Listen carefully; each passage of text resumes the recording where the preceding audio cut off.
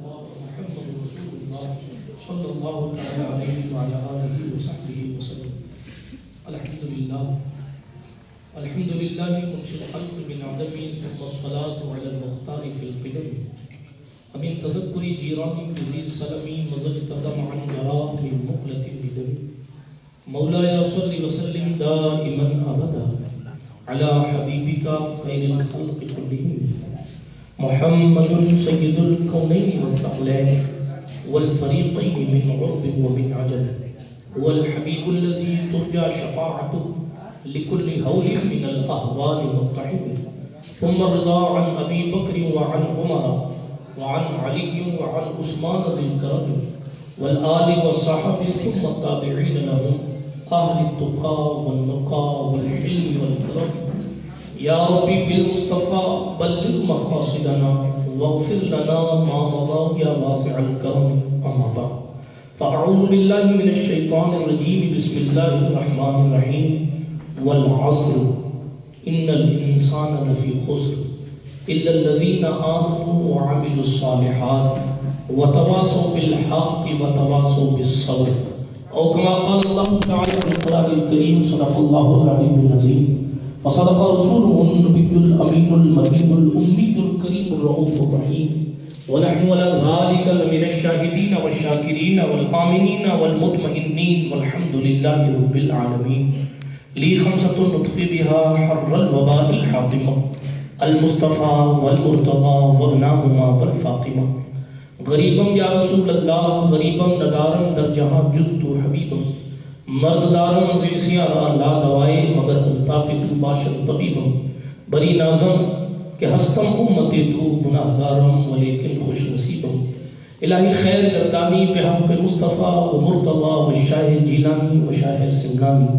جھوم کر درود شریف پڑھ لیجیے. اللہم صلی علی سیدنا نبینا مولانا و مرجانا محمد وعلی آل سیدنا مولانا محمد صلاة تنجینا بها من جمیع الاحوال والآفات وتقضي لنا بها جميع الحاجات وتطهرنا بها من جميع السيئات وترفعنا بها عندك على الدرجات وتبلغنا بها أقصى الغايات من جميع الخيرات في الحياة وبعد الممات إنك قريب مجيب الدعوات. پہلی بات تو میں معذرت طلب کرنا چاہوں گا کہ پوسٹر میں 11:30 بجے جلسہ ختم کر دینے کا اعلان تھا، اس کے باوجود انتظامیہ اس کی پابندی نہیں کر سکی. حالانکہ اس میں میری کوئی خطا نہیں ہے، لیکن پھر بھی محفل کا خصوصی مہمان ہونے کی حیثیت سے میں آپ سے معذرت طلب کرتا ہوں. اسی لیے کوئی لمبی چوڑی تقریر نہیں ہوگی، کوئی 20-25 منٹ میں اپنی حاضری پیش کر کے محفل کو اختتام کی سرحد تک لے کر جاتا ہوں. بڑی مبارکبادی کے مستحق ہیں محترم محمد نہال اتاری صاحب، جنہوں نے اپنی شادی کے مبارک اور مسعود موقع پر اس کامیاب اور اس پاکیزہ محفل کو سجایا ہے. کثیر تعداد میں بیٹھے ہوئے میں اپنے نوجوان دوستوں اور بھائیوں سے گزارش کروں گا، کتنا اچھا لگتا ہے جب اللہ اس کے رسول کا ذکر ہوتا ہے، کتنا اچھا لگتا ہے جب آپ لوگوں کے نام یا آپ کے احباب کے نام منبر رسول سے لیے جاتے ہیں. کیا یہ اچھا ہو کہ آپ حضرات ایسی محفلوں کو اپنی شادیوں میں بھی سجایا کریں. لوگ آپ کو آپ کی شادیوں کا لیول دیکھ کر اگرچہ آپ کے منہ پر بہت زیادہ تعریف کرتے ہیں، واہ صاحب بہت خرچہ کیا، بہت بڑی بات کی، بڑا خرچہ کیا، بڑی اچھی ویڈیو ایڈیٹنگ کرائی، فلاں کیا. لیکن محترم بات تو ایسی ہے کہ قرآن کہتا ہے زمانے کی قسم انسان کھٹے. ٹھیک ہے، ہر بندہ سمجھتا ہے ہم فائدے میں ہیں چونکہ میرے ماننے والے زیادہ ہیں. ہر بندہ سمجھتا ہے میرا یوٹیوب پہ ویڈیو بہت زیادہ چل رہا ہے اس لیے میں فائدے میں. بندہ سمجھتا ہے میرے انسٹاگرام پہ فالوور بڑھتے جا رہے ہیں اس لیے میں فائدے میں. بندہ سمجھتا ہے کہ لوگ مجھے زیادہ پہچان کر زیادہ سلام کر رہے ہیں اس لیے میں فائدے میں ہوں. اللہ فرماتا ہے زمانے کی قسم. کون سے زمانے کی قسم؟ اس میں 4 قول ہیں، مگر سب سے مشہور قول یہ ہے مصطفیٰ جس زمانے میں تم ہو اس زمانے کی قسم. زمانہ جناب آدم کے دور سے چل رہا ہے، قیامت کی صبح تک زمانہ چلتا رہے گا. بہت سے زمانے میں بہت سے لوگ آئے، کوئی کس کا زمانہ تھا کوئی کس کا زمانہ تھا، مگر حضور فرماتے خیر القرون قرنی، تمام زمانوں میں سب سے بہترین زمانہ میرا زمانہ ہے. تمام زمانوں میں تمام ادوار میں سب سے بہترین دور وہ ہے جس دور میں میرے مصطفیٰ ظاہری طور پر اس دنیا میں رہتے تھے، جن کے آنے سے پہلے سورج بھی انتظار کرتا تھا، جس کی نور کی روشنی سے مجھے بنایا گیا ہے. کسی دن تو وہ رسالت کا سورج چمکے گا تو میں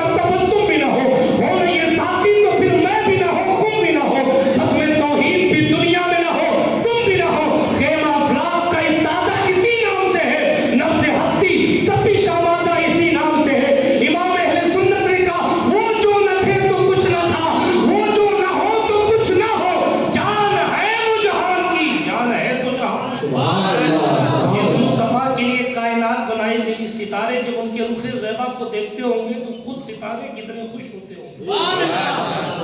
پہاڑ حضور کو دیکھ کر اپنے مقدر پر ناز کرتا. اٹھائے بخاری اٹھائے مسلم, حضور نے احد کی طرف دیکھا اور احد پہاڑ کو دیکھ کے کہا یہ وہ پہاڑ ہے یہ ہم سے محبت کرتا. حضور فرماتے اس لیے ہم بھی اس سے محبت کرتے ہیں.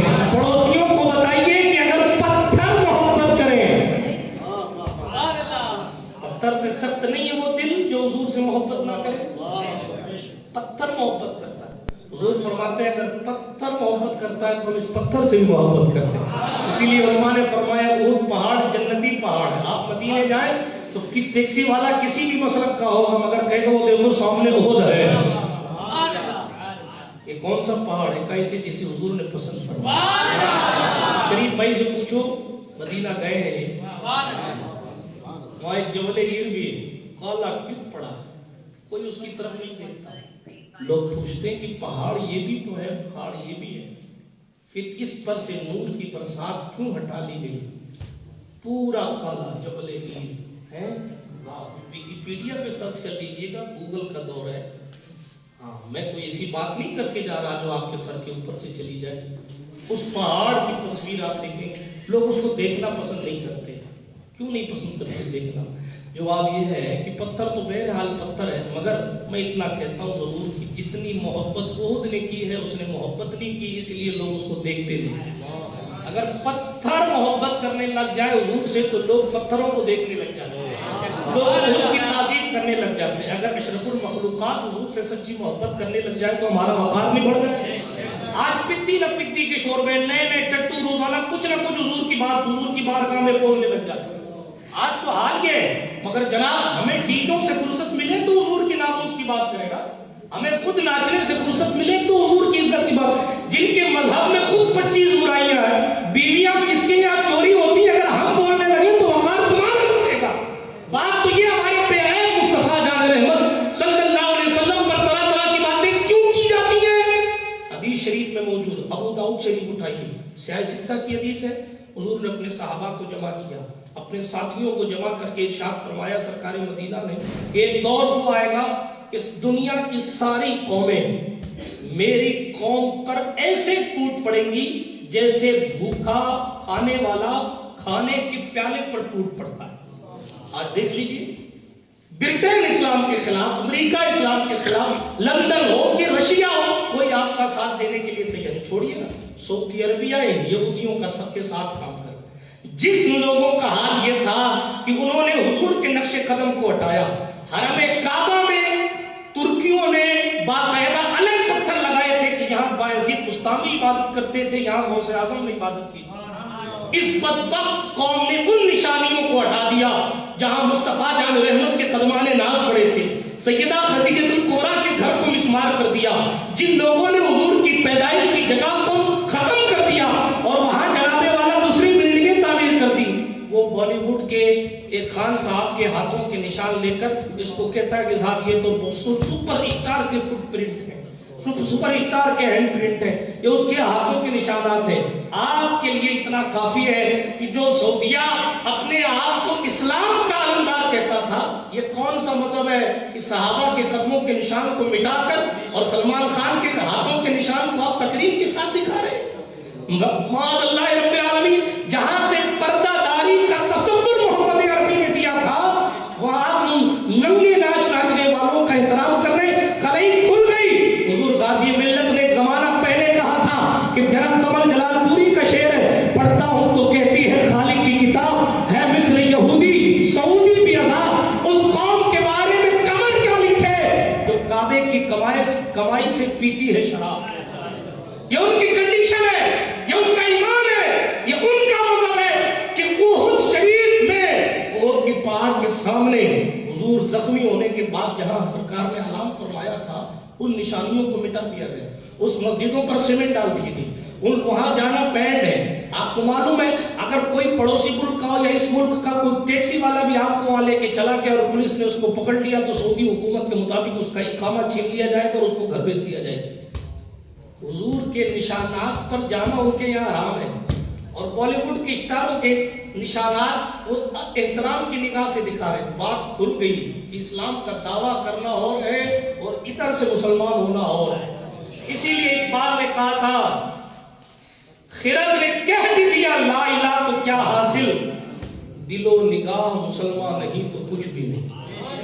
پیسہ تو ان کے پاس بھی ہے، لباس اسلامی تو ان کے پاس بھی ہے، اوڑھنی تو لال دوپٹہ وہ بھی اوڑھتے ہیں، اپنے آپ کو جناب والا سعودیہ کا راجہ وہ بھی کہتے ہیں. بہت ساری ایسی اسلامی مملکت ہے جہاں اسلام کا نام ہے اسلام نہیں. پھر میں کہنا کیا چاہتا ہوں، آپ دنیا کے گورکھ دھندے میں نہ ڈوبیے گا، اس لیے کہ موبائل بنانے والا جانتا ہے کہ اس کی خوبی کیا ہے، اس کی کمی کیا ہے. کرسی ہینڈی کرافٹ بنانے والا، ہینڈی کرافٹ کا کام کرنے والا جانتا ہے کہ اس میں کیا کمی اور میں نے کس چیز کا استعمال کیا اور کس چیز کا نہیں کیا. اس تمام کائنات کا خالق اللہ ہے. اپنے پیغمبر سے فرماتا محبوب زمانے کی قسم ان الانسان لفی خسر، بے شک انسان ضرور گھاٹے میں. آپ سوچتے ہیں آپ فائدے میں، مگر قرآن کہہ رہا ہے آپ گھاٹے میں. اس کتاب میں شک کرنا کفر ہے. یہ جو کچھ ہے ذالک الکتاب لا ریب فیہ، اس میں شک کی کوئی جگہ ہی نہیں ہے. آپ سوچتے ہیں کہ صاحب لوگ مجھے جاننے لگے میں فائدے میں ہو گیا. آپ سوچتے ہیں میرے بالوں کی کوئی تعریف کرے اگر ادھر ادھر کی کٹ مار کے لایا ہوں، آپ سمجھتے ہیں کہ میں کامیاب ہو گیا، تقریر لمبی نہیں کرنی. آپ سب سمجھدار لوگ ہیں. جتنے ناچنے والے وہ بھی جانتے ہیں کہ ناچنا غلط ہے. جی جاہل سے جاہل، اجہل سے اجہل شخص جانتا ہے کہ جوا غلط ہے. برے سے برا شخص جانتا ہے کہ سٹا حرام ہے. برے سے برا شخص جانتا ہے کہ شراب پینا حرام ہے. برے سے برا شخص جانتا ہے یہ ایم ڈی نشہ، افیم کا نشہ، فلاں کا نشہ، یہ سب حرام ہے. لیکن اس کے باوجود وہ کرتا ہے شیطان کی محبت میں. وہ کرتا ہے، گناہ کرتا ہے نفس کے غلبے کی وجہ سے، خواہشات نفسانی کے غلبے کی وجہ سے. بہرحال اللہ فرماتا ہے انسان گھاٹے میں. پوری دنیا جو کہے وہ بات سچ نہیں ہے، دنیا کا پیدا کرنے والا جو کہے وہ بات سچ ہے. لیکن کون سا انسان گھاٹے میں؟ کیا غریب نواز بھی گھاٹے میں ہے؟ انسان تو پھر انسان ہے. پوری بات سنیں. اسی لیے اس آیت کے اوپر لام لگایا ہوا تھا کہ بات پوری کی جائے. کیا اِلَّا الَّذِينَ آمَنُوا وَعَمِلُوا الصَّالِحَاتِ، سب گھاٹے میں ہیں مگر جو ایمان لائے اور اچھے کام کیے. صرف ایمان لائے نہیں. ہاں جی، پہلی بات تو جب تک سب سے زیادہ حضور سے محبت نہ کرو تب تک ایمان مکمل نہیں ہوتا. اس چیپٹر پر بات سنتے رہتے ہیں، آپ ادھر نہیں جاتے. پہلی بات کیا کہی؟ مگر جو ایمان لائے. دوسری بات اور اچھے کام کیے. پھر دو باتیں، تیسرا وصف وتواصوا بالحق، خود بھی سچائی پر گامزن رہے اور لوگوں کو حق کی طرف بلایا. بالکل مفہوم کا ترجمہ کر رہا ہوں تاکہ کسی ترجمانی کی ضرورت نہ پڑے. وتواصوا بالصبر، خود بھی صبر کرتے رہے اور لوگوں کو صبر کی نصیحت بھی کرتے رہے. چار وصف، ایمان، اعمال صالحہ، سچائی کا ساتھ، صبر کا نام.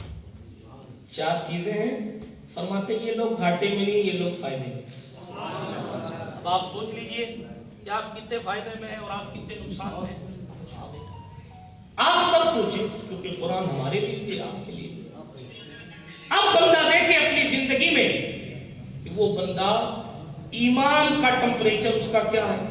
یہ لمبی چوڑی بات نہیں، اس پر اور بھی علماء سے آپ گفتگو سنتے رہتے ہیں. ایمان حضور علیہ السلام و تسلیم پر جان قربان کرنے کا نام. پہلے تو بندہ ایمان مکمل کرے اور پھر اس کے بعد اچھے اعمال کرے.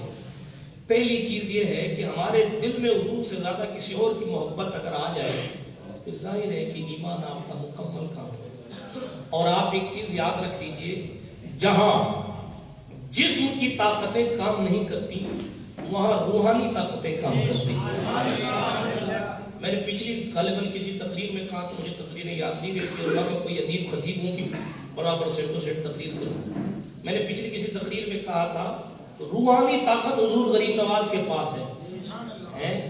اتنی طاقت روحانی کی مغل ہو کہ ایسٹ انڈیا کمپنی ہو یا پنڈت نہرو سے لے کر آج تک کے پردھان منتری ہو، سلطان غریب نواز کو سلامی ضرور دیتے. ہمایوں کا بیٹا بابر، بابر کا بیٹا اکبر، اکبر کا بیٹا جہانگیر، جہانگیر کا بیٹا شاہ جہاں، شاہ جہاں کا بیٹا جناب والا اورنگزیب المظفر محی الدین محمد عالمگیر. میں آپ کو مغلوں کا نسب نامہ سنانے تو نہیں بیٹھا، لیکن یہ منگول کی اولاد ہے. کیوں ماٹ صاحب صحیح ہے غلط ہے؟ یہ منگول کی اولاد تھی، اسی لیے ان کو مغل کہا جاتا ہے. ڈیٹیل میں جانے کا وقت نہیں ہے، نہ ہی میں آپ کو مغل بادشاہوں کے بارے میں بتانا چاہتا ہوں. میں صرف اتنا بتانا چاہتا ہوں، پاور بظاہر اکبر کے پاس تھا، حکومت اکبر کے پاس تھی، سپاہی اکبر کے پاس تھے، طاقت اکبر کے پاس تھی، جلال الدین اکبر کے پاس اختیارات تھے. لیکن جب اسے اولاد کی تڑپ ہوئی تو اس کے سپاہی کام نہیں آئے. جب اسے اولاد چاہنی ہوئی تو اس کی طاقت اس کے کام نہیں آئی. جب اس کی تمام طاقتوں نے جواب دے دیا تو وہ اپنا سر جھکا کر اس دربار میں آیا جسے ہم دربار غریب نواز کہتے ہیں. اچھا، شہنشاہ غریب نواز بھی عجب شہنشاہی ہے، جسے چاہے نواز دے، جسے چاہے بھگا دے. شہنشاہ کی شان یہ ہے، اس پر تو روک ٹوک نہیں ہے. بہرحال لوٹا دیا گیا اکبر. ہمارے جیسے غریبوں کو غریب نواز نواز دیتے ہیں، لیکن اکبر کو پلٹا دیا گیا. ہو گئے تم بادشاہ کہیں اور کہ یہاں حکمرانی ہماری چلتی ہے. لیکن چونکہ بالکل محروم کر دینا یہ سیدوں کا شیوا نہیں رہا، اسی لیے سرکار غریب نواز کی طرف سے یہ روحانی اشارہ کسی کے ذریعے میسر آیا کہ جاؤ سلیم چشتی کے یہاں چلے جاؤ. غریب نواز کے غلاموں کے غلاموں کے غلاموں کے غلام. آپ فتح پور سیکری آگرہ جائیے، آج بھی وہ گیٹ بنا ہوا ہے، اور آپ وہاں پہنچیں گے اور لوگوں سے پوچھیں گے تو وہ لوگ بتائیں گے. آپ پوچھیں گے گیٹ کس لیے تو وہ بتائے گا اکبر ادھر سے آیا کرتا، اپنی پوری فوج کے ساتھ آتا تھا، اکیلے چھپ کے نہیں آتا تھا، فوج کے ساتھ. کیوں آتا تھا؟ سلیم چشتی کی بارگاہ میں دعائیں کروانے آتا تھا. بہرحال دعا کی گئی، اللہ نے اس کو بیٹا دیا تھا سلیم چشتی کے نام پر. اس نے اپنے بیٹے کا نام شہزادہ سلیم رکھا. یہ جو مغل اعظم بنے ہیں یہ سرکار غریب نواز کے غلاموں کے قدموں کی خیرات ہے. خواجہ اعظم ہونا اور ہے، مغل اعظم ہونا اور ہے. مغل اعظم ہونا آپ کو مبارک، غلام غریب نواز ہونا ہمیں. ڈیٹیل میں جانے کا وقت نہیں ہے، آپ تاریخ پڑھ لیجئے. شاہجہاں کئی دن تک غریب نواز کے یہاں پڑا رہتا تھا. ہاں جی، شاہجہاں کی مسجد بنوا دی. اورنگزیب محمد عالمگیر نے، اگر میرا ذہن خطا نہیں کر رہا، سندلی مسجد میں بڑا کام کروایا. اکبر نے ایک بڑی مسجد تعمیر کروائی. میں اتہاس پڑھیے آپ اپنا، دامن وقت میں گنجائش کم ہے.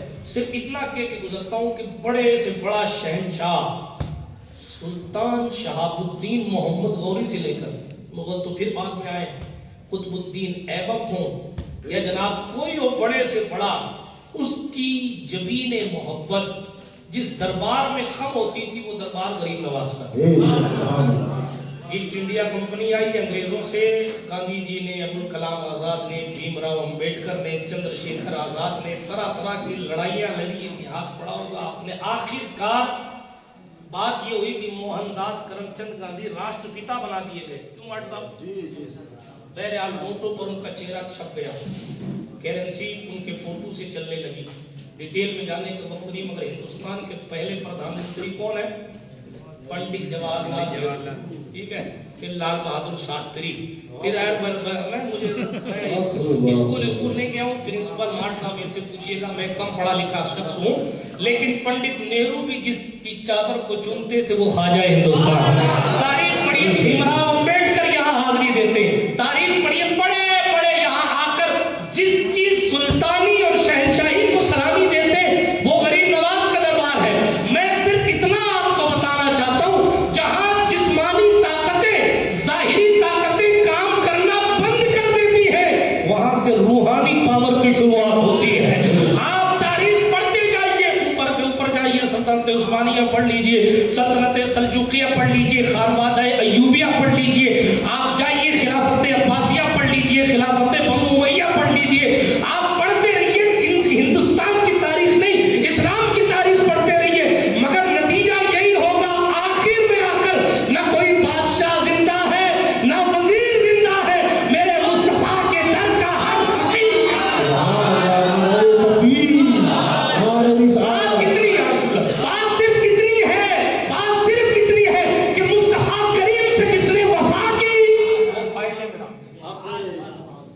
خدائے کی قسم انسان گھاٹے میں، مگر جو ایمان لائے اور اچھے کام کیے وہ اتنے فائدے میں کہ اتنے فائدے میں کوئی نہیں۔ حدیث شریف سنا رہا تھا، رسول پاک نے فرمایا، ابو داؤد شریف کی حدیث، رسول محترم صلی اللہ علیہ وسلم نے ارشاد فرمایا ایک دور آئے گا کہ لوگ میری امت پر ایسے ٹوٹ پڑیں گے جیسے لوگ کھانے کے پیالے پر ٹوٹ پڑتے ہیں۔ صحابہ نے پوچھا یا رسول اللہ علیہ السلام کیا اس وقت ہم کم ہوں گے؟ صحابہ نے پوچھا کیا اس وقت ہم کم ہوں گے اس لیے لوگ ہمارے اوپر ٹوٹ پڑیں گے؟ سرکار مدینہ نے فرمایا نہیں، کم نہیں ہوگے بلکہ کثیر تعداد میں ہوگے۔ تو کہ یا رسول اللہ اتنی زیادہ تعداد میں ہونے کے بعد بھی لوگ ہم پر کیوں ٹوٹ پڑیں گے؟ تو حضور نے فرمایا صلی اللہ علیہ وسلم کہ اللہ تمہارا ڈر ان کے دلوں سے نکال دے گا۔ آج ہی ہو گیا، آپ اسلامی سلطنتیں جتنی پڑھیں گے نا، وہ عیسائیوں کا علاقہ فتح بعد میں کرتے تھے، عیسائی ان سے ڈرتے پہلے، وہ صرف منہ پہ جا کے اللہ اکبر کہہ دیتے نا تو عیسائی حکومت برس جاتی تھی۔ یہ تاریخ ہے۔ کیوں؟ اس لیے کہ ان کا ایمانی پاور اتنا زیادہ تھا، ان کے پاس روحانی طاقت اتنی زیادہ تھی کہ وہ صرف ان کا وجود یعنی ان کا کھڑا رہنا، ان کے ایمان کی حرارت کی وجہ سے ان کے دشمن پر ہیبت طاری ہوتی ہے۔ یہ حضور کا صدقہ ہے۔ آپ پوچھئے علماء سے بتائیں گے، رسول پاک نے فرمایا، حضور فرماتے ہیں میری خصوصیت میں سے ایک خصوصیت یہ ہے کہ میں یہاں بیٹھا رہوں اور میرا دشمن 1 مہینے کی مسافت پر ہو، 1 مہینہ چلے گا تب مجھ تک پہنچے گا، اتنی دور سے میرا دشمن مجھ سے ڈرنے لگتا۔ یہ کیا؟ یہ وہ ہیبت ہے جو حضور کے صدقے ملی۔ آپ سنیں فلاں فلاں کے سامنے نہیں بول پاتا، اتنی آسانی سے نہیں بول پاتا۔ یہ ایمانی غیرت ہوتی ہے، ایمان کی ہیبت ہوتی ہے کہ آدمی جو ہے وہ نظریں بے ایمان والوں سے نظریں جلدی ملا نہیں پاتی۔ تیزی کے ساتھ آگے چلیں، بات کو زیادہ لمبی نہیں کرنا، حالانکہ یہ موضوع ایسا ہے کہ اس پر گھنٹوں گفتگو ہو سکتی ہے۔ تیزی کے ساتھ عرض کرتا ہوں، سنیں، غور کرنے کی بات ہے۔ سرکار سے پوچھے گا یا رسول اللہ کیا اس وقت ہم کم ہوں گے؟ تو حضور نے فرمایا نہیں، کم نہیں ہوگے بلکہ کثیر تعداد۔ اچھا، یہ سیاہ ستہ کی حدیث ہے، ابو داؤد کی حدیث ہے۔ کس کی حدیث ہے؟ ابو داؤد کی۔ ایک بار درود شریف پڑھیں تو میں آپ کو حدیث نمبر بتا دیتا ہوں۔ درود شریف پڑھیں صلی اللہ علیہ وسلم۔ درود شریف نہیں آتی آپ کو؟ موبائل آپ کے پاس بھی، صلی اللہ علیہ وسلم صلی اللہ علیہ وسلم، صلاۃ و سلام علیک یا رسول اللہ صلی اللہ تعالی علیہ وسلم، صلاۃ سرمدن دائما ابدا علیک یا رسول اللہ۔ ابو داؤد حدیث نمبر 4297، 4297، ٹھیک ہے، دیکھ لیجئے گا کیا حدیث پاک۔ سرکار مدینہ صلی اللہ علیہ وسلم کے الفاظ پڑھ دیتا ہوں، لگے ہاتھ۔ قال رسول اللہ صلی اللہ تعالی علیہ وسلم یوشک الامم ان تداعى علیکم کما تداعى الاکلۃ الی قصعتها فقال قائل من قلة نحن يومئذ قال بل انتم يومئذ كثير ولكنكم غثاء كغثاء السيل ولينزعن الله من صدور عدوكم المهابة منكم وليقذفن الله في قلوبكم الوهن فقال قائل يا رسول الله وما الوهن فقال حب الدنيا وكراهية الموت۔ یہ سرکار کے الفاظ، سبحان اللہ۔ یہ وہ جملے تھے جو حضور کے جملے سے نکلے تھے، حضور کی زبان سے نکلے تھے۔ حضور کی حدیث یعنی حضور کی زبان پاک سے جملے نکلے تھے۔ ہمارا آپ کا مقدر ہے کہ جملے اس دور میں نکلے تھے، ہم اس دور میں سنا رہے ہیں۔ سنیں، مفہوم حدیث پیش کر دیتا ہوں۔ صحابہ نے پوچھا یا رسول اللہ کہ اس وقت ہم کم ہوں گے؟ حضور نے فرمایا بلکہ بہت زیادہ ہوں گے۔ پھر کیا آخر وجہ کیا ہوگی؟ سرکار مدینہ علیہ السلام نے فرمایا لیکن تم سیلاب کی جھاگ کی طرح ہوگے۔ آگے فرمایا اللہ تعالیٰ تمہارے دشمن کے سینوں سے تمہارا خوف نکال دے گا اور تمہارے دلوں میں وہن ڈال دے گا۔ تو کہا یا رسول اللہ یہ وہن کیا چیز ہے؟ آپ صلی اللہ علیہ وسلم نے ارشاد فرمایا وہن یعنی دنیا کی محبت اور موت کا ڈر۔ یہ دو چیز پرانی سلطنتوں میں نہیں تھی، دنیا کی محبت اور موت کا ڈر۔ آج موت کا ڈر ہمارے دل میں گھر کر چکا ہے۔ مجاہدین میں یہ چیز نہیں تھی، وہ موت کو گلے لگانے کے لیے ہر وقت تیار رہتے تھے۔ ان کو جب موت کا ڈر نہیں تھا تو حکومت آپ کی تھی، دنیا کی محبت ان کے دل میں نہیں تھی. جی ہاں، وہ بادشاہ بھی بن جاتے نا، بادشاہ بھی بن جاتے. آپ سلطنتوں کی تاریخ پڑھیں، بادشاہ کی سیٹ پر بیٹھنے کے بعد بھی لوگ ان سے کہتے آپ بادشاہ ہیں، آپ ملک کے مالک ہیں. تو بادشاہ ہو کر بھی وہ لوگ کیا کہتے تھے معلوم؟ وہ کہتے تھے یہ ہماری ملکیت نہیں ہے، یہ تو وراثت ہے جو میرے بعد آنے والے میں تقسیم ہو جائے گی. وہ کہتے تھے کہ ہمارے پاس تو ہمارا اپنا مسلح ہے، ہماری اپنی جان ہے، یہ تخت، یہ تاج، یہ سلطنت میرے بیٹے کو مل جائے گی. میری ہوتی تو میرے بیٹے کو کیسے ملتی، میں اپنے ساتھ لے جاتا. بادشاہ بننے کے بعد بھی ان لوگوں کے دل میں دنیا نہیں بستی. یہی وجہ تھی عیسائیت کیوں ختم ہوئی اور اسلام کا غلبہ کیوں سلجوقی بادشاہ کامیاب ہو گئے، کیوں سلطنت عثمانیہ وجود میں آئی. اس کی وجہ یہ تھی عیسائی دینار کے پیچھے، سونے کے پیچھے بھاگتے تھے، اور مصطفیٰ والے یہ کہتے تھے ہمیں بس حضور کے غلام بنانا ہے، ہمیں بس کلمت الحق کا اعلان کرنا ہے. آپ سوچیں ان لوگوں نے اپنی زندگی کی خوشیوں کو قربان کیا، دوستوں کے جنازے جنگلوں میں پڑھے، نامعلوم جگہوں پر اپنے شہیدوں کو دفن کر دیا. گھر سے نکلتے تو اس شام کے ساتھ لے کے اجازت لے کے نکلتے، پتہ نہیں زندہ واپس آئیں گے کہ نہیں آئیں گے. جب اتنی قربانیاں وہ دے کے نکلتے تو اللہ انہیں مایوس نہیں کرتا. آج کمبل اوڑھ کر فجر میں سو جانے والا شخص یہ کہتا ہم صرف ایک کفن باندھے میدان میں اترے، یہ کہیں گے لوگ. افسوس کا مقام نہیں ہے. جن لوگوں نے کفن باندھا ان لوگوں نے کر کے دکھایا. حضور نے فرمایا تھا انصر اخاک الظالم او المظلوم، اپنے بھائی کی مدد کرو وہ ظالم ہو یا مظلوم. صحابہ نے پوچھا ظالم کی مدد کیسے کریں؟ کیا کسی پر ظلم کر رہا تو اس کا ساتھ دے؟ حضور نے فرمایا اس کو ظلم کرنے سے روک لو، یہ ظالم کی مدد ہے. دوستی تو اس کو کہتے ہیں کہ اگر کوئی بیٹھ رہا ہو تو وہ ہاتھ پکڑ کے جا کے کہ میں تیرا سچا دوست ہوں، جہنم میں جلتا ہوا نہیں دیکھ سکتا، اس لیے تجھے یہ کام نہیں کرنے دوں گا جس سے تو جہنم میں جائے. تو ریزن، مین وجہ اور سبب کیا؟ فرمایا وہاں دل میں ڈال دیا جائے گا، اور وہ دنیا کی محبت اور موت کا ڈر ہے. آج بھی آپ اس مرض کا علاج کر لیجئے، ترقی آپ کے قدم پہ ہے. جب حضور نے فرمایا الموت تحفۃ للمومن، موت مومن کے لیے تحفہ ہے، نذرانہ ہے. ہاں جی، صرف لفافے نذرانہ نہیں ہے، موت بھی نذرانہ مومن کے لیے. لیکن جب دل سے بندہ خدا سے ڈرنے لگ جائے تو ڈرنا کس بات کا؟ مر کے جانا بھی تو اسی کے یہاں ہے نا جس کا کلمہ پڑھتے ہیں. ڈرنا کس بات کا ہے؟ ڈرنا تو اسی جس سے چوری کی آپ نے.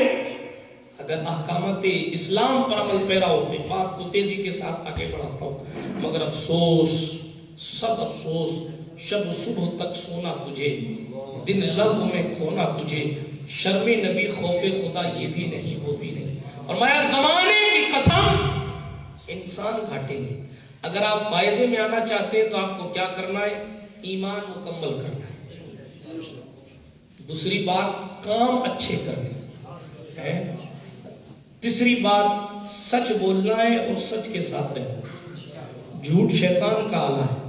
چوتھی بات صبر کرنا ہے اور صبر کا ساتھ ہے.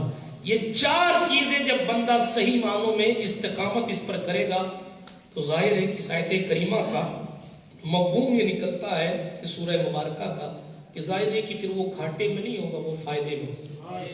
آپ تاریخ پڑھ لیں، ایک ایسا شخص جس نے اپنے رب سے تعلق کو مضبوط کیا وہ کامیابی کی سرحدوں تک پہنچا. دنیا بھر کے قصے اس پر ہیں، وقت نہیں ہے ورنہ میں آپ کو سناتا. بندہ اچھے کام کرے. اللہ کے رسول علیہ السلام نے فرمایا، بخاری شریف میں حدیث ہے، سرکار فرماتے ہیں قیامت میں جب سورج سوا نیزے پر ہوگا تو حضور نے گروہ گنائے، یہ لوگ ان پر اللہ اسپیشل سایہ عطا فرمائے. جب سوا نیزے پر سورج تانبے کی زمین ہوگی، اعمال کے مطابق بندہ پسینے میں ڈوبا ہوا ہوگا، ایسی کنڈیشن میں فرمایا جب لوگ سایہ تلاش کر رہے ہوں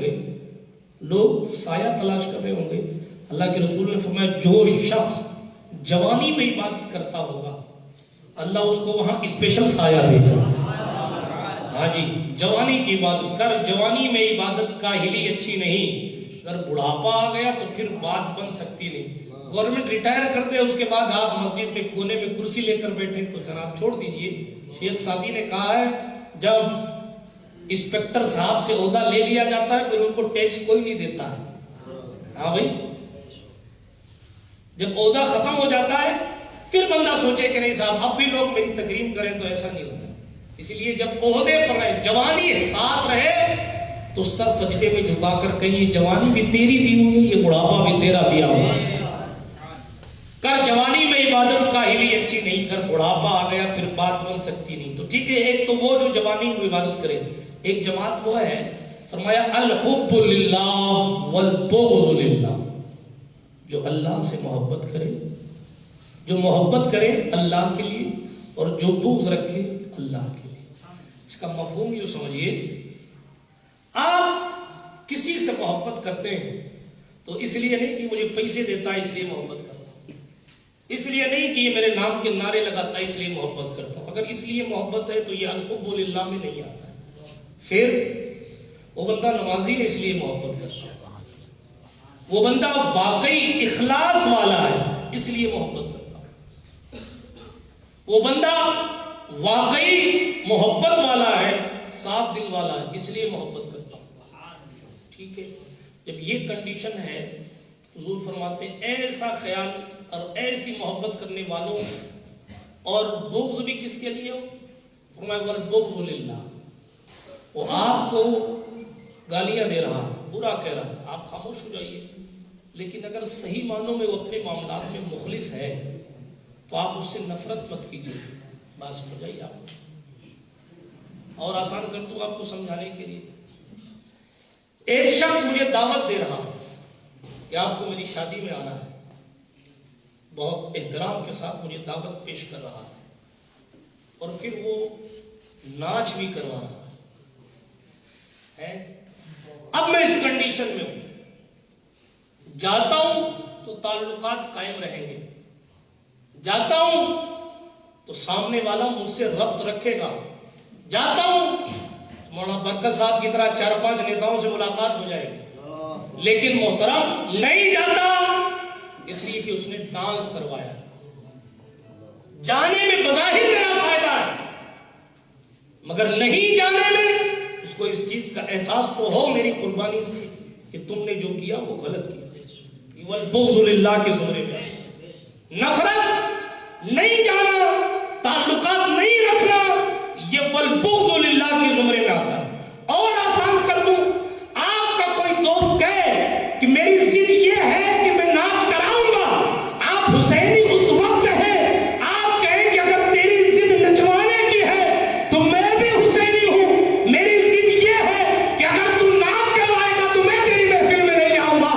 اب جب بندہ اس منزل پر پہنچے گا کہ اگر تو جزیر کے پیغام کو عام کرتا ہے تو میں بھی حسین بن علی کے پیغام کو عام کرتا ہوں. جب اس منزل پر پہنچے, پیر نصیر الدین نصیر نے کہا یہ حسینیت کو پانا ہے تو ٹکر لے یزیدوں سے, یہ وہ منزل ہے جو لفظوں میں سمجھائی نہیں.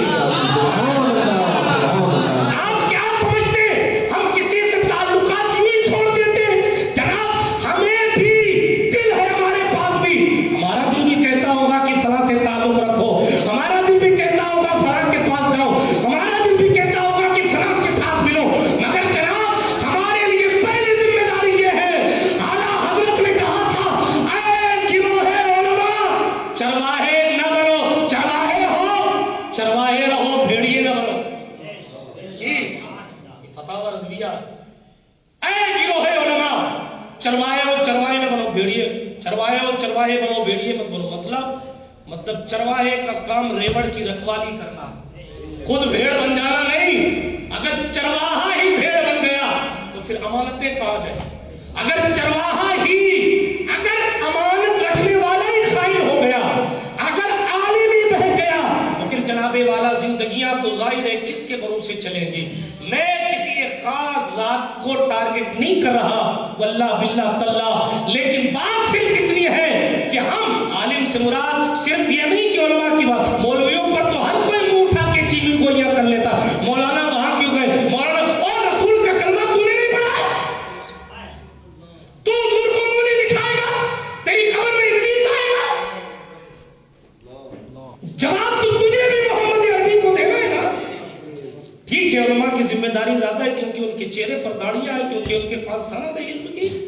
اس لیے ان کی ذمہ داری زیادہ، مگر اس کا مطلب یہ تو نہیں کہ پبلک ذمہ داری سے بری ہے۔ آپ یہ کہیں گے کہ نماز مولویوں پر ہے، قیامت میں حضور کے سامنے آپ یہ کہیں گے کہ صاحب میں تو کیا تھا،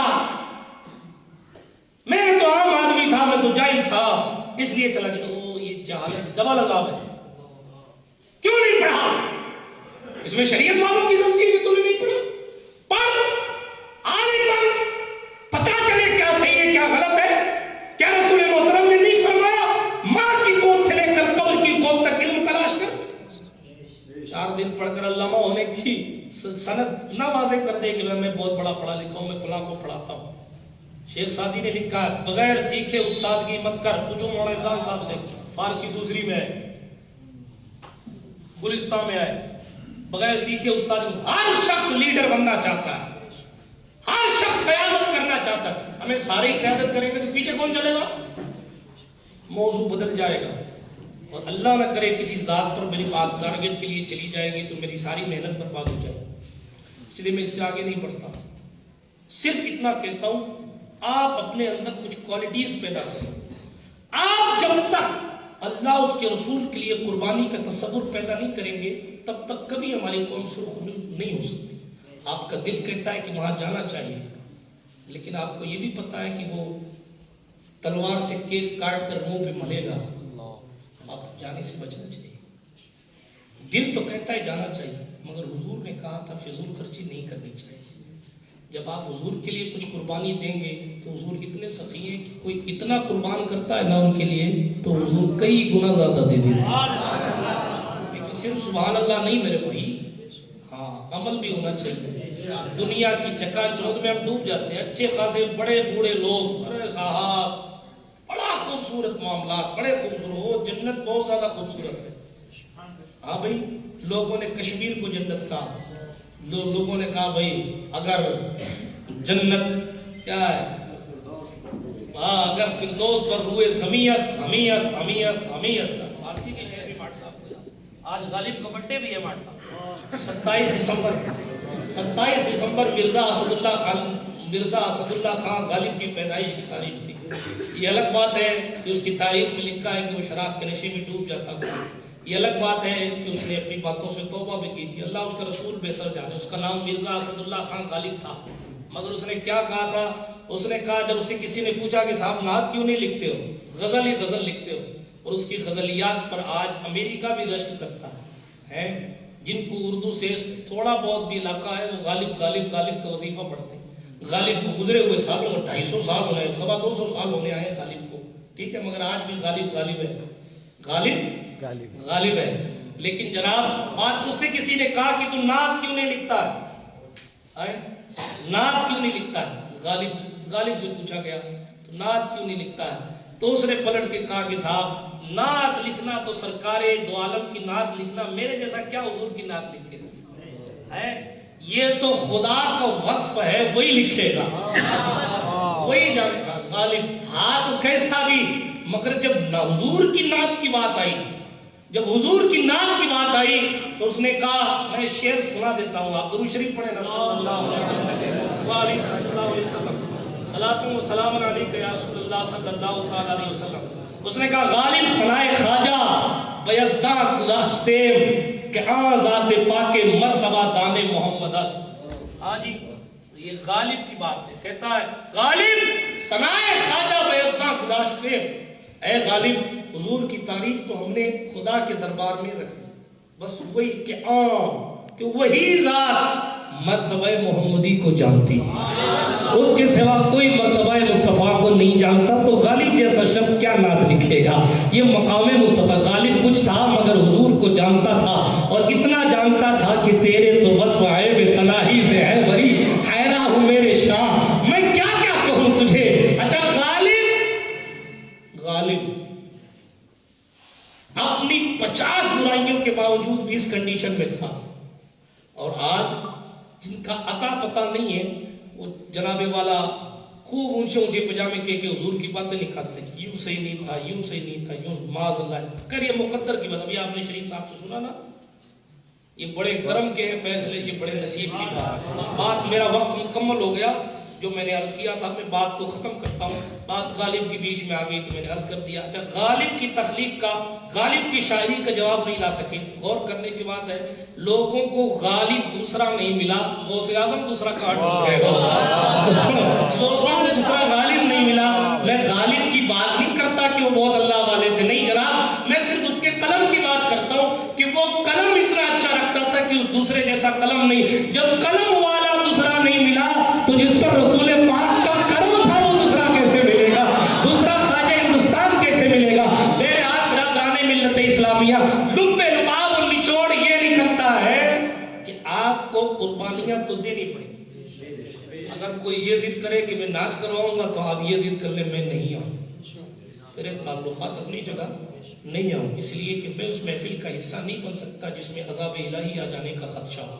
مکاشفۃ القلوب اٹھائیے آخری بات، یا جناب والا سنن ابن ماجہ اٹھا لیجئے. چلے مکاشفۃ القلوب کی میں سیاہ زندہ سے بات کر رہا ہوں تاکہ ہر جماعت کے شخص کو بات سمجھ آئے.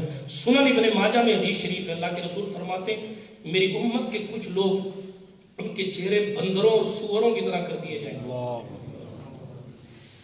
بہت اچھا لگتا ہے نا کانچ کے سامنے کھڑے ہو کر اپنے بال سنوارتے، کتنا اچھا لگتا ہے، میں اتنا اچھا ہوں. بہت اچھا لگتا ہے ہم اپنے چہرے کو بار بار کریموں سے لپیٹ کر اپنا خوبصورت دکھانے کے لیے کیا کیا نہیں کرتے.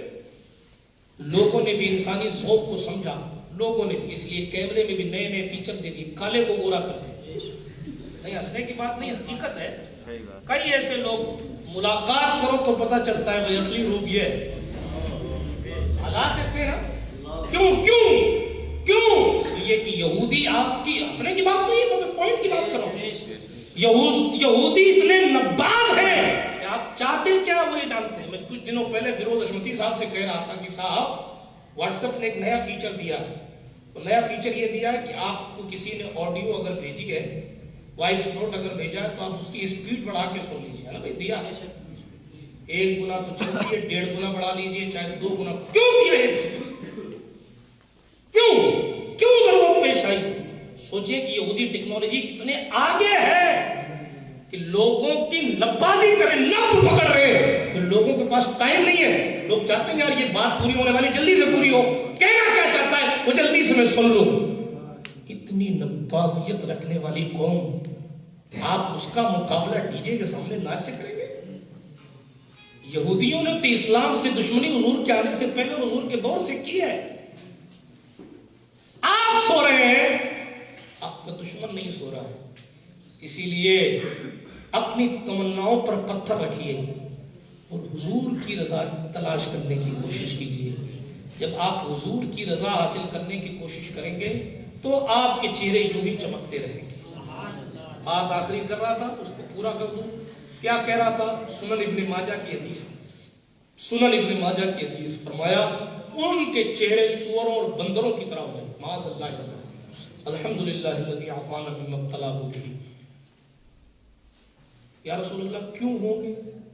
فرمایا وہ شراب پئیں گے، ناچنے والی عورتوں کو لائیں گے، رات بھر ناچیں گے، اور ایک وقت آئے گا کہ صبح ان کے چہرے بندروں کی طرح ہوں گے.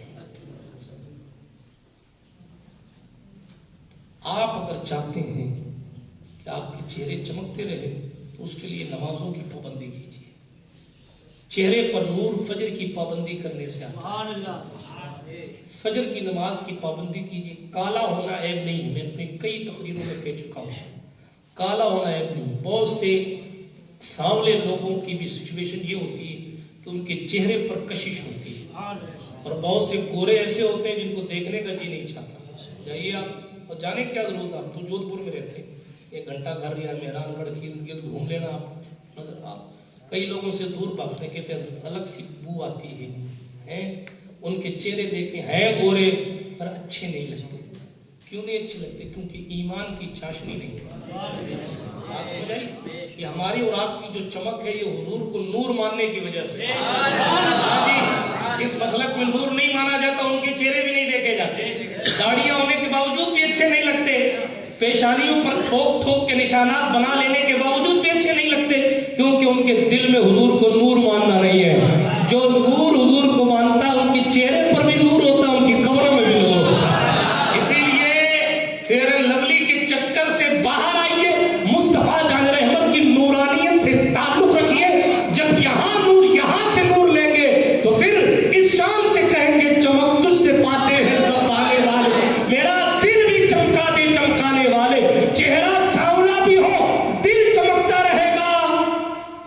عشق ہے کہ جس کے مقدر میں آ جائے تو جناب کعبہ بھی پیروں کے نیچے آ جاتا ہے۔ اے عشق تیرے صدقے جلنے سے چھٹے سستے۔ آپ دیکھیں عشق بلال حبشی کو ہوا، بلال اوپر تھے، کعبہ بلال کے نیچے تھا۔ حضرت صداقت کے تاجدار امیر المومنین خلیفہ بلا فصل جانشین حضور رحمت للعالمین امام المتقین سید المتقین حضرت سرکار امام امام امیر المومنین عبداللہ ابن عثمان المعروف سرکار صدیق اکبر رضی اللہ تعالیٰ عنہ مصطفیٰ کا جانشین، یار غار مصطفیٰ، یار مزار مصطفیٰ، دنیا جب مرے گی تب جنت میں جائے گی۔ حضور نے فرمایا میں جہاں ہوں وہ جنت کی کیاری میں سے ایک کیاری ہے، ابو بکر حضور کے ساتھ ہے، عمر حضور کے ساتھ ہے۔ جنت میں جانے والے جنت میں بعد میں جائیں گے، ابو بکر آج بھی جہاں رہتا ہے وہ جنت کی کیاری ہے۔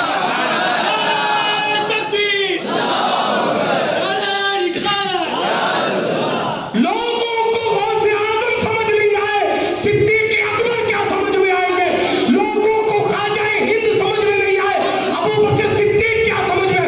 مکاشفۃ الغیوب اٹھائیے آپ داتا علی حجویری کی کتاب، حضرت داتا سید علی بن عثمان حجویری کی کتاب کشف المحجوب لکھتے ہیں جب تک بندے میں ابو بکر کی صداقت، عمر کی عدالت، عثمان کی سخاوت، حیدر کی شجاعت نہیں آ جاتی، تب تک اللہ کسی کو ولایت نہیں دیتا۔ یہ مقام ہے خلفائے اربعہ کا، یہ مقام حضور کے ایک صحابی کے برابر کوئی غوث نہیں پہنچ سکتا، وہ تو سید الصحابہ۔ بہرحال کبھی میں اگلے مہینہ صدیق پاک پر بولوں گا، اگلا مہینہ ماہ صدیق ہے۔ ہاں جی، لوگ کہتے ہیں صاحب جشن علی کرتے ہو، جشن صدیق کیوں نہیں کرتے ہو؟ ہم کہتے ہیں جشن علی ہم کر لیتے ہیں تو صدیق آپ بھی تو کر لیجئے۔ ہم نے کب روکا؟ چلے ہم جشن علی کرتے ہیں تو آپ کیوں نہیں کرتے؟ علی آپ کے نہیں ہیں؟ یہ بیوقوف بنانے کی باتیں۔ حضور کا ہر صحابی، ادنا صحابی غوث سے بھی اوپر ہے۔ ہم سنی ہیں، ہم سنیوں کے یہاں حضور کے شہر کے کانٹوں کا بھی احترام ہے، حضور کے ساتھی تو بہت بڑی چیز ہے۔ آپ سمجھ آ رہی ہے آپ کو؟ اس لیے یہ سب بیوقوف بنانے والی۔ پیچھے آئیے، بات دور چلی جائے گی، میری عادت نہیں چیپٹرز پر بات کرنا، بالخصوص جلسوں میں بات تیزی کے ساتھ پلٹ کے لاتا ہوں۔ صدیق پاک، سرکار عمر پاک، سرکار عثمان ذو النورین، سرکار علی حیدر، مصطفیٰ جان رحمت علیہ الصلوۃ والتسلیم کے دست و بازو ہیں۔ جی حضور نے فرمایا ہے دنیا صدیق کو برا کہے تم کبھی مت کہنا۔ جی سن لیجئے کان کھول کر، کوئی ایسا نہ ہو کہ حب علی میں آپ کو بغض معاویہ یا بغض ابوبکر صدیق پلٹ کر دے۔ نہیں، حضرت امیر معاویہ ہو یا حضرت صدیق اکبر ہو، حضور کا ہر صحابی ہمارے لیے واجب الاحترام، وہ اس لیے کہ وہ حضور کی نسبت والا ہے، بس اس لیے کہ حضور کی نسبت۔ بہرحال میں عرض یہ کر رہا تھا، سرکار صدیق اکبر بہت بلند و بالا ذات ہے۔ میں پھر کبھی صدیق پاک کو بولوں گی، بات کیسے صدیق پاک کی آئی تھی میں بھول گیا وہ بات۔ درود شریف پڑھیں، اللہم صلی علی سیدنا مولانا محمد وعلی آل سیدنا مولانا محمد کما تحب وترضى بأن تصلی علیہ صلاۃ تبقى وتدوم بدوام الملک الحی القیوم۔ بات مجھے میرے حال یاد نہیں آ رہی، میں عرض یہ کر رہا تھا کہ اپنی زندگیوں میں آپ کو قربانیوں کا تصور پیش کرنا پڑے گا۔ اگر آپ اپنے محبوب سے سچی محبت کرنا چاہتے ہیں تو آپ کے لیے ضروری یہ ہے کہ آپ اپنی زندگی میں قربانیوں کا تصور پیدا کریں۔ ٹھیک ہے، جب آپ اپنی پسندیدہ چیز کو حضور کی پسند کے لیے قربان کر دیں گے، مجھے تو یہ پسند ہے کہ میں یہ کروں مگر حضور کو پسند نہیں ہے، تو اس لیے میں وہ کام نہیں کرتا۔ کام وہ کیے جائیں جو حضور کو پسند ہے۔ سرکار راحت قلب و سینہ سرکار مدینہ نے ارشاد فرمایا، لوگوں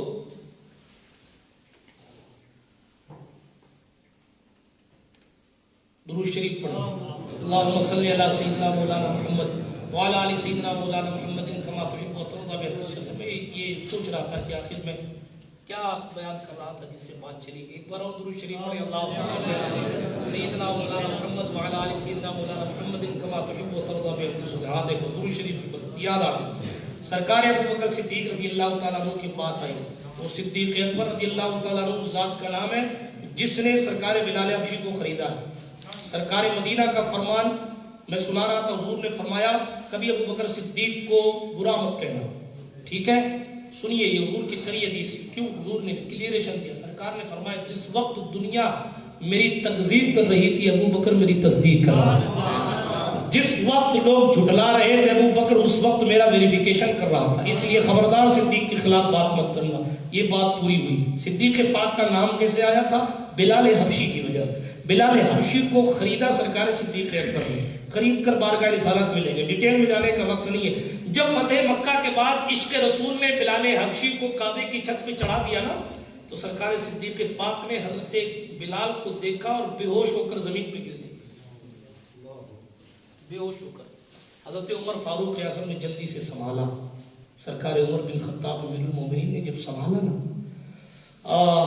حضرت عمر نے پوچھا ابو بکر بے ہوش ہونے کا سبب کیا تھا؟ توجہ ہے آپ کی؟ بہت اچھا سن رہے ہیں ماشاءاللہ. تو ابو بکر بے ہوش ہونے کا سبب کیا تھا؟ رسول محترم کے اس جانشین نے کیا کہا معلوم؟ کہا عمر مجھے بلال کے مقدر پر رشک آ رہا تھا. کل امیہ اس کو پتھر کے نیچے رکھ کر گھسیٹتا تھا اور یہ احد کے نعرے لگاتا تھا. کل حضور کے لیے اس کو مارا جاتا تھا اور یہ حضور کی نعتیں پڑھتا تھا. کل اس کو کوڑے مارے جاتے تھے، کل اس کو جوتے مارے جاتے تھے، اس کے باوجود یہ سرکار کی نعتیں پڑھتا تھا. عمر مجھے رشک اس بات پر آ رہا ہے، خرید کے ابو بکر لایا ہے، بک کے بلال آیا ہے، مگر مقدر تو دیکھ عمر، بکنے والا بلال کعبے کی چھت پہ کھڑا ہے اور خریدنے والا ابو بکر اسے لے گا. عشق رسول ہے، یہ عشق رسول ہے. جب دل چمکا تھا، اسی لیے اعلیٰ حضرت نے کہا میرا دل بھی چمکا. چمکانے والے، جب دل چمکتا ہے تو رنگ نہیں دیکھا جاتا. جب دل چمکتا ہے تو جناب والا بظاہر گندی گندی شال اوڑھنے والے فقیروں کے پاس، بظاہر پھٹے پرانے کپڑے پہننے والے لوگوں کے پاس شہنشاہ حاضر خدمت رہتے ہیں. کیوں؟ اس لیے کہ وہ جانتے ہیں ان کا کپڑا اگرچہ میلا ہو ظاہراً مگر دل بڑا روشن ہے. سلطان غریب نواز نے یہاں آنے کے بعد 2 چادروں میں پوری زندگی گزار دی. ہماری طرح روز نئی جیکٹ لے کے نہیں آ جاتے تھے. آج ہی میں اپنے نفس کو شامل کروں، میں اپنے آپ کو بولیے کامل تھوڑی کر رہا ہوں. نفس تو نفس ہے، جو غلط ہے سو غلط، جو صحیح ہے سو صحیح. حضور غریب نواز نے 2 چادروں پر پوری زندگی گزاری. آپ بڑی بڑی کتابوں میں پڑھیں گے کہیں سے پھٹ جاتی نا سلطان الہند کی چادر تو دوسرے کپڑا کسی بھی کپڑے کا پیوند لگا لیتے اس کو پہن دیتے. ٹھیک ہے، یہ سلطان غریب نواز آپ دیکھیں بظاہر ایک چادر پر سالوں گزار دینے والا شخص ہے مگر قیمتی پوشاک پہننے والا بادشاہ بھکاری بن کے کھڑا ہے. اس لیے کہ چہرہ تو روشن ہے ہی ان کا، چہرے کے ساتھ دل بھی بڑا روشن ہے. اسی لیے دعا کیا کریں اللہ ہمارے اور آپ کے قلب کو روشن کرے. اور اس کے لیے ایک وظیفہ دے کے بات کو ختم کرتا ہوں. تنہائیوں میں اللہ کی صدائیں لگائیں.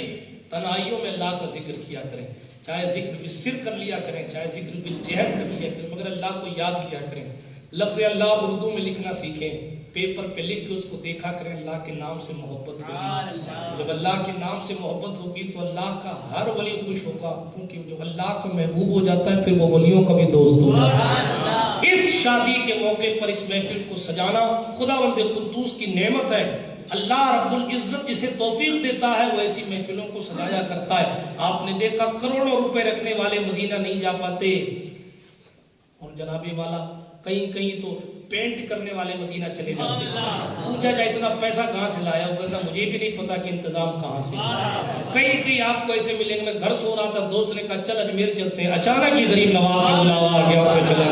یہ ہماری آپ کی زندگی میں کئی بار ہوتا ہے. کیوں ہوتا ہے؟ اس لیے کہ قدم سے چلتے تو بہک جاتے، کرم سے چل رہے ہیں اس لیے اب تک چل رہے ہیں. اللہ پاک ہمیں اور آپ کو اپنے محبوب عربی کا صدقہ عطا فرمائے، اس شادی کو خانہ آبادی فرمائے، اور محمد عرف نہال اتاری صاحب کو سلسلہ قادریہ اتاریہ کا خوب فیضان نصیب فرمائے.